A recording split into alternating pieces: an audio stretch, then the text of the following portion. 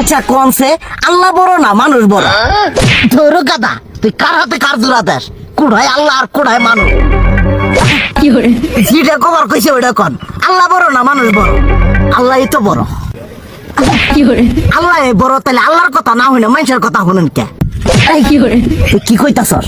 কি আর আল্লাহর কথা মানে না মানুষের কথা মানে? হ্যাঁ, কি আর মানুষের কথা শুনেন তাই না? আমনে যে ওই দিনকে ডায়াবেটিসের রোগ নিয়ে যে হাসপাতালে গেলেন, ডাক্তার আপনার কত কিছু খাবার না করলো, সব কিছু না খাই এখন চলতেছেন।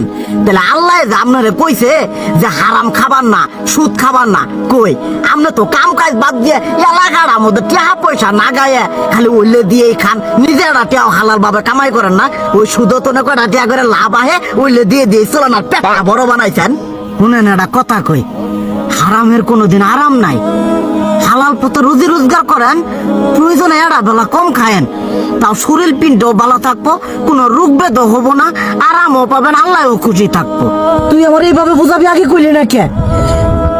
আসলে এই বিষয়টা তো আমি কখনো মাথায় এইভাবে নিইনি যে আমাদের কখনো ডাক্তার নিষেধ করলে ঠিকই আমরা নিষেধ মানি, কিন্তু উপর আল্লাহ যে কত কিছু নিষেধ করে দিয়ে সেটা মানি না। আর এই যে হারাম পথে টিয়া পয়সা কামাই করতেছেন, শরীরের মধ্যে দুনিয়া রোগ বেত হয়েছে, দেখা যাইতেছে যা টিয়া হারাম পথে কামাই করতেছেন তার তো বেশি টিয়া মনে করেন জ্বলেই যাইতেছে গা বেশি।